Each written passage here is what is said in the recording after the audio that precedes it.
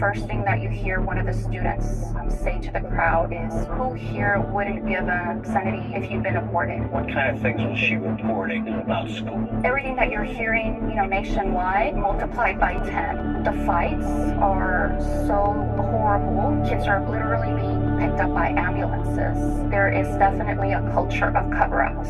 A whole school of children that feel, what's the point of even going to school? Perla, thank you very much for being here. Thank you for having me. I'm very so excited to talk and share with you some more. I appreciate that. And it's so wonderful that you're fighting the fight. It's one we cannot lose. And why don't you tell us a little bit about who Perla is and how you got involved in this absolutely agonizing fight that we're in?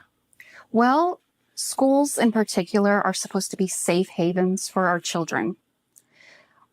Over 2 decades of parenting, nothing had ever prepared me for what has ensued at least the past 5 years. I was a teacher here in Texas at Leander Independent School District, and my 3 kiddos, joined me there. I was teaching at the same high school as my oldest daughter, and we were a retired military family. So in 2017, my husband retired after 22 years of service.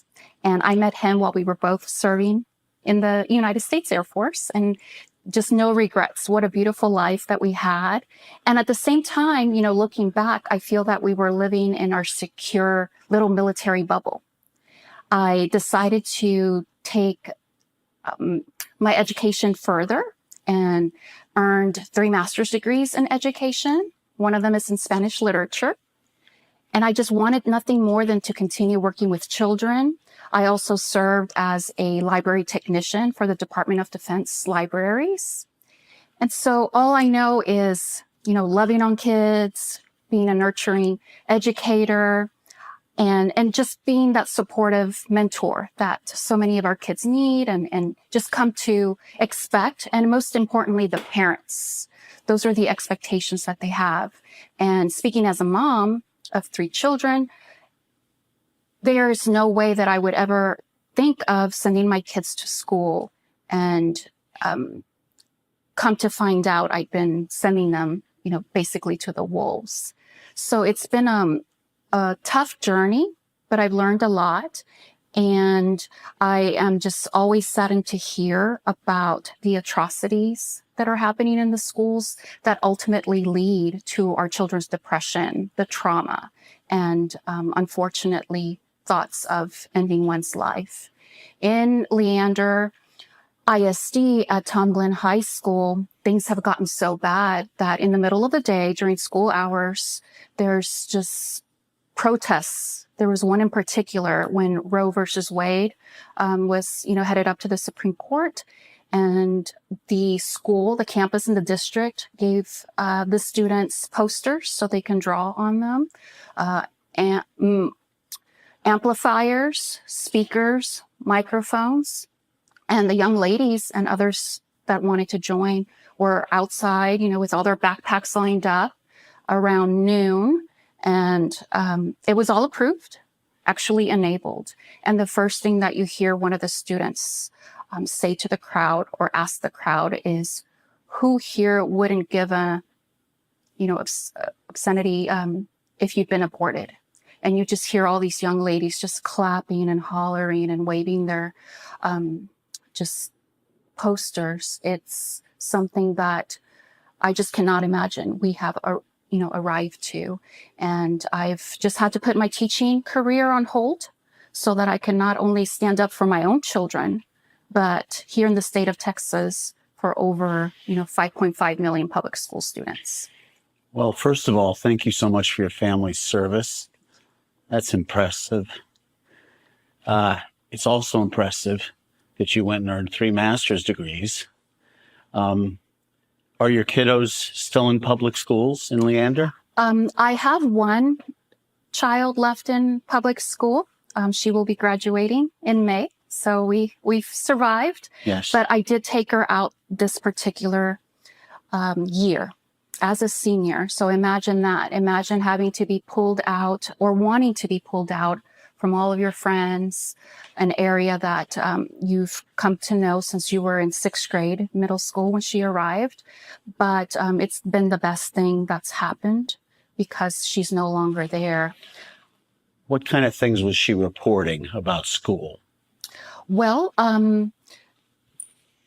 everything that you're hearing, nationwide, multiplied by 10, because at her high school, where my other two kids graduated from, there is a coalition of teachers that are supported by the school board and the superintendent.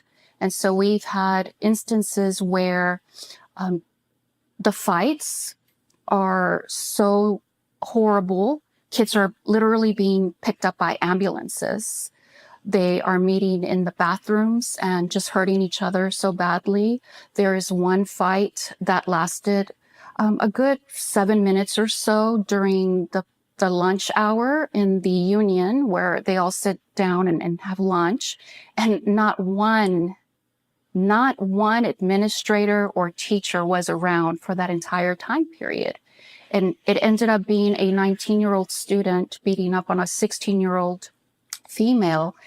And you could just about imagine how awful it is as young adults having no one to depend on, knowing that, as you were saying, there is definitely a culture of cover-ups. So students are not a priority at all.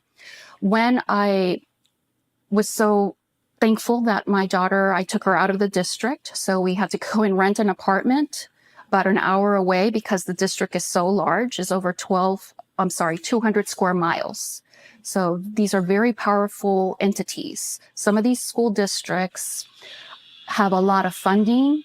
They have money to throw at attorneys and lawyers to keep the everyday kiddo and, parent down, should they have to silence you. Well, the first day of school, thank goodness I had removed her. She kept showing me the phone. I didn't raise my children to be tattletales or anything of the sort. I think my generation of parents has done such a great job raising kids that are respectful, that have hopes and dreams. And what's happening to them is that all of that is just being squashed, talking about the depression and the trauma. So the first day of school, she just hesitates, but shows me a couple of pictures, and it's students dressed in French-made costumes, wearing cat ears, cat mittens, cat tails. And the reason why I'm able to see these pictures or videos is because it makes the student body so uncomfortable that kids are taking their phones, just like you do or see anywhere, in the world, and sending Snapchats or videos saying, if I see this again, I'm leaving this high school tomorrow, because learning is no longer taking place. That's right. And I do want to point out that it's not every school, not every school district, not every teacher, speaking as a teacher myself, but it's these schools and specific school boards that have been at the forefront of making sure that our children are indoctrinated and all their morals and values are taken, from them. And it's just their desire to split them up, divide them from their parent and family unit. What we have to also ask is if, Generation X of parents are raising thoughtful kids. I think we've come a long way from, being bullies, around when we were younger, to the acceptance and just loving kids of today. So who is really driving our kids, young adults, to be so hateful, to question their identities, to even value their own lives? Well, in the case of the high school where I used to work at, that my kids attended, I have footage of videos that they produce. One of them in particular is my kid's English teacher, and she's the sponsor of the GSA. The GSA used to be the Gay Straight Alliance. Well, in this little world of revenge and hate, these teachers, I assume with the national organization, have changed it to Gender Sexualities Alliance. And they make students, peers, explain to the entire campus what it means to be pansexual, what it means to be transgender. And I take a hold of all of these materials, whether they're being given to me by students that are too afraid, but are outcrying, or parents, they don't know where to send this footage, or a lot of it is public information. So every day, you have announcements, and in today's technology world, these announcements are just like you and I are sitting, with cameras around, broadcasted every day at 10 in the morning when everybody's supposed to be in school. And you can hear that GSA sponsor, that English teacher, prompting the kids, asking them, what are some stereotypes about transgender students? What does the GSA club mean to you? And just these questions that are designed to, you as a teacher, remove yourself from the one being the instructor, but now you're, creating this environment where kids have no choice but to sit there and listen, or, no work is being done. So you end up with a whole school of children that feel, what's the point of even going to school? That's one example. We have fourth grade teachers that are also on video. They feel free to create TikTok videos. One of them is a fourth grade teacher, and she puts out that she's giving tips on how to be or develop a welcoming classroom for your students. And she proudly says that you need to share your pronouns with your kids in fourth grade so that you can open those lines of communication. You need to wear, pride pins and have the flags up. And this particular teacher, I thought she was a parent. Back in 2019, when I first started speaking at school boards for my own kids, I remember her being there, and she was handing out pride flags. Well, I thought she was a parent. And at that time, I didn't know what was brewing or what was about to happen, because we also had a different superintendent at the time. The one that we currently have came a few months later. But I remember when she went to hand me the flag as I was entering the school board conference area, I politely denied it. I was there to talk about the Texas Education Agency and how to submit claims and, escalate if there were issues or grievances not being addressed at the local level. And, I felt bad, but I kept and I went to my seat.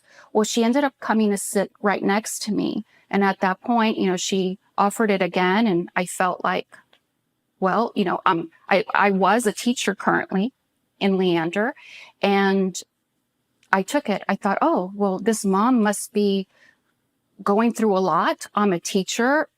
Teachers, we have an educator's code. We are not to discriminate against any student. We are not to put our hands on them. We are not to disrespect them. I've always, cultivated a respectful learning environment and a fun one. And I just feel so duped and betrayed, because she wasn't there advocating for her kids. She was there on some, political agenda. Fast forward, she's one of the main creators of these TikToks, and one of her associates is a fourth grade teacher at a different school. And she's, been caught on camera saying that she purposely wears lanyards, clothing, and accessories to get her little fourth grade kids to start asking her questions about, why do you wear your pronouns? What does that mean? And so we have to ask. That's how they're Where are the starting, is with the kids? pronouns, and it just Yes. progresses and progresses, and these people will not stop. Well, we have to have our trustees. They are elected representatives, and they are there to represent our children, not the teachers' unions, not each other, and certainly not go to the extents that you were just describing in covering up. You know, I've had to put on different hats as, like you have, you know, started the journey to try to save our children. I shared with you the educational law book that's Yes. behind me. Yes. Never in my life did I think I would be a Spanish teacher and then would have to delve into a mission to protect children. But And you're it's up to the because- task. Oh, I'm up to the task. Yes, there's Yay. no turning back now. And they haven't seen anything yet. You know, one of the discoveries that I've made, just like you're describing, is that indeed spoliation of evidence is taking place. That's right. But like we've talked before, they are so powerful. Some of these school districts have an abundance, you know, their funding, their budgets. And when they don't have enough, well, what do? They, you know, place bonds on the ballots, and in Leander in particular, and it happens a lot throughout Texas. I'm sure Lubbock is one of those places. Some of these bonds, you know, are reaching $1 billion. So not only are we the taxpayers and our families being taxed out of our own homes, but we have these school board trustees that are unwilling to do the right thing by kids. And that starts by holding the educators accountable. Yes. I would not debate. I would figure that in the Asheville, you know, school that this took place, there were educators that had their hand in enabling those furries that were terrorizing children to the point that a child would feel they had no other out. And we're talking about middle school children. So when I think about that's the age that I brought my kids to our school district, it's just painful. We brought our family. We retired out of South Carolina. So I love the Carolinas. Yes. My kids were, you know, in a good education district. It was an entire Title I school district, Sumter ISD. And you would just never think that, I hope and pray that these things aren't happening there. And I'm so shocked to hear that that's happening in North Carolina. In the Carolinas, we have a lot of military training bases. So these are supposed to be, you know, just patriotic, conservative areas. And again, schools are supposed to be safe for our kids. And we have to stop it at the school level, because since they've gotten away with so much in high school, then on to middle school, like I've been describing, these teachers got it in for the little kids in elementary school. We just cannot allow that to happen. We have to keep exposing, and ultimately hold those school boards accountable, and we have to vote them out. I also think that between the superintendents who are driving this, the school boards, and their associates, so they are sometimes enabling members of the communities to develop PACs. So that's now their next, you know, ammo that to get more money. To get more money. Because they wasted all the money. Yeah. Yes, but they could also keep their elected seats, because then they could keep fabricating the false narratives that we are, you know, parents speaking up our book banners, that we're bigots, that we, you know, are against public education. And it's gotten to a point where there is a community member that does not have any children. And I've shared with you a couple of videos, and that's something that I want to expose. So he goes just to about every school board meeting and talks about, for example, the Transgender Day of Visibility. Yes. For Easter. Yes. And says, you know, we have to show our LGBTQ plus students love, and if we don't, they will commit suicide. Right. So again, it's these people in leadership positions that are finding their resources and puppets, so to speak, Yes. to come and continue the child abuse, the child exploitation in our schools. That's what this is all about, really. Absolutely. You know, Latinos, Hispanic Americans, we make about 25% of the American population. And we're just, you know, trying to make ends meet, trusting that our children are going to go get an education. I can tell you that growing up homeless, I knew that education was key. And so I've always just been so thankful to God that my children have had opportunities, because I do believe that with hard work and given the right tools, every child can achieve their American dream. And that is through going to school and loving school. So this is why it's absolutely detrimental. And I'm no longer willing to be silenced. I have been silenced quite a bit. In 2021, I became the first mom in the state of Texas to be kicked out of their children's school board meeting. And it was because I was talking to the school board members about the superintendent just a few days before having put out a video suggesting that children were not safe at home with their parents.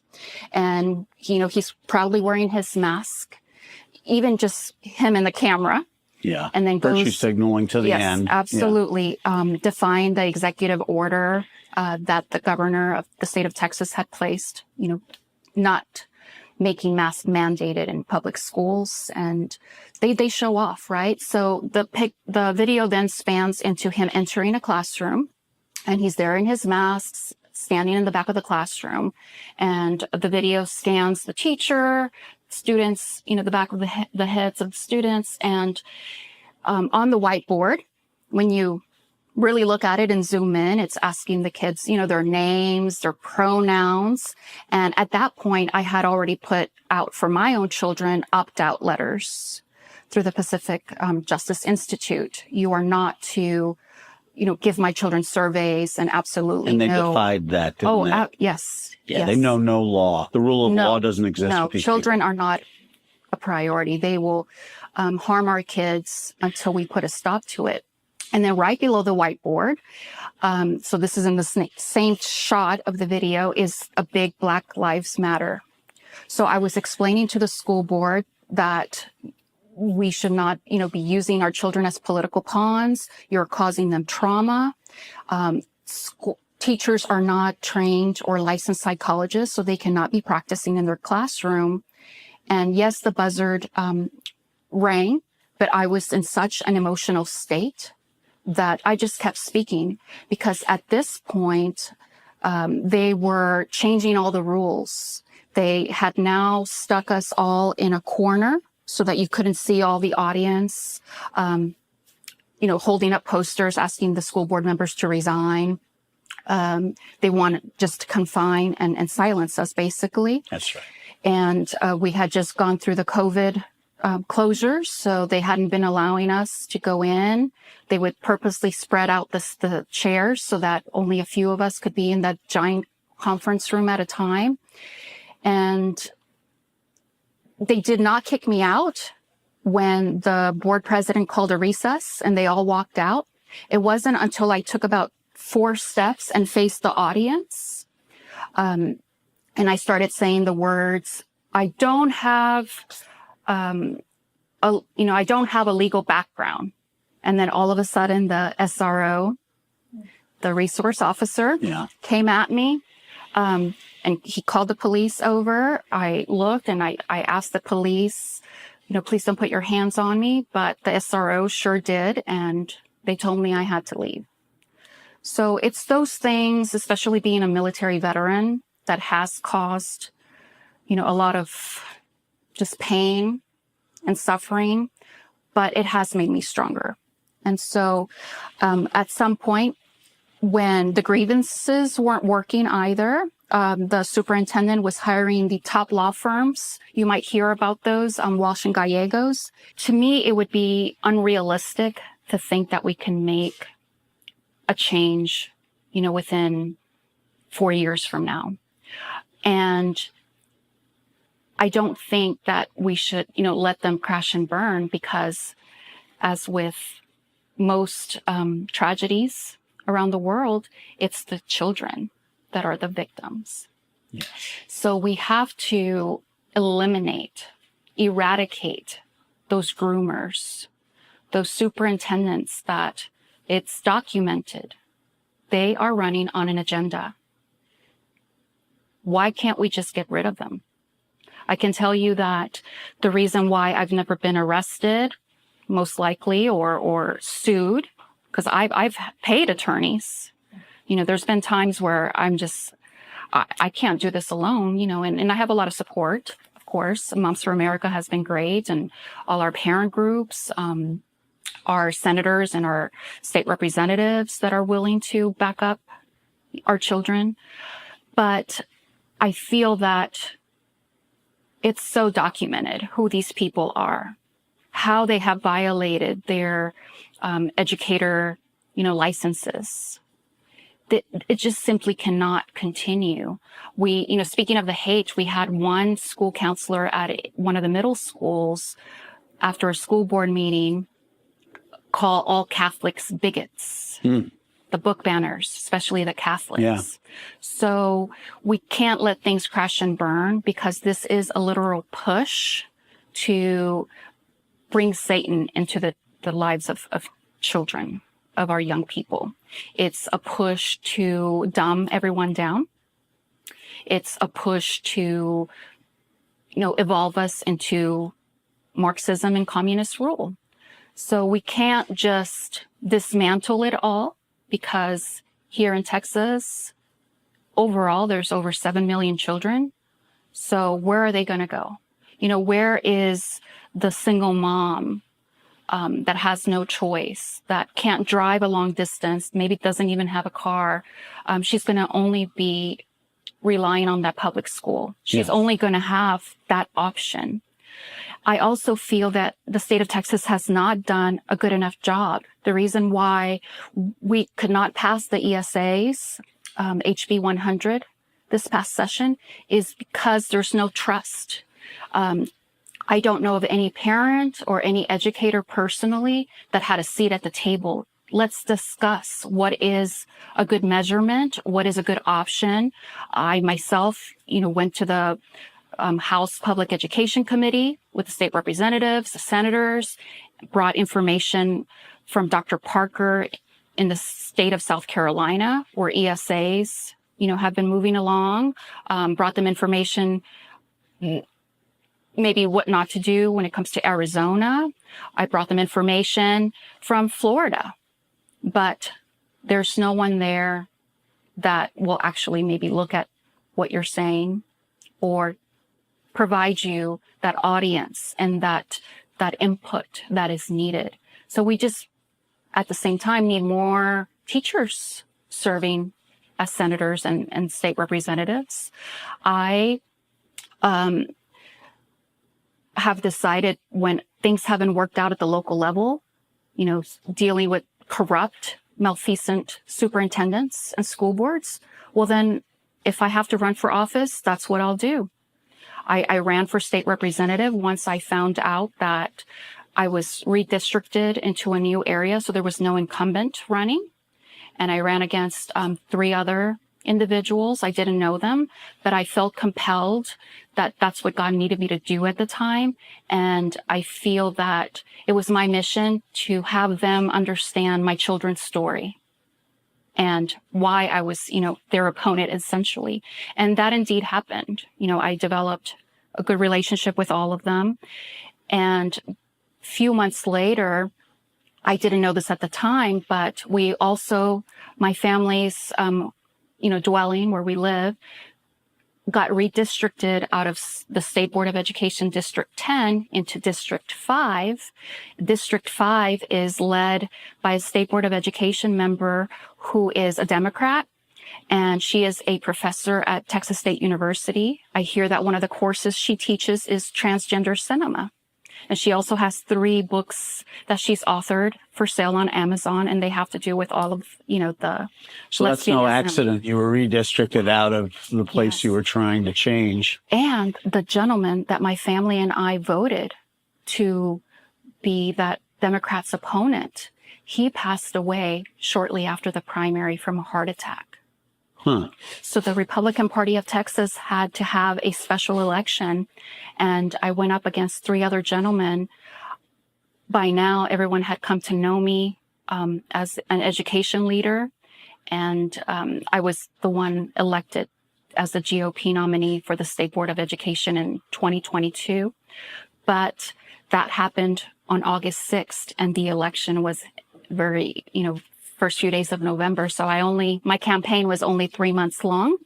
But nonetheless, I was able to, with the help of everyone else, garner over 237,000 votes for that That's seat. strong support. Yes. What great validation for you. Absolutely. And it's just opened the doors even further. So, Well, let's look forward to the bright, shining day when we can save our children by removing all these dreadful people. Yes. And give them a proper education where they can start preparing for life as adults by learning how to read, write, and do math and science. Yes. Perla Hopkins, thank you so much for being here and spending some time with us.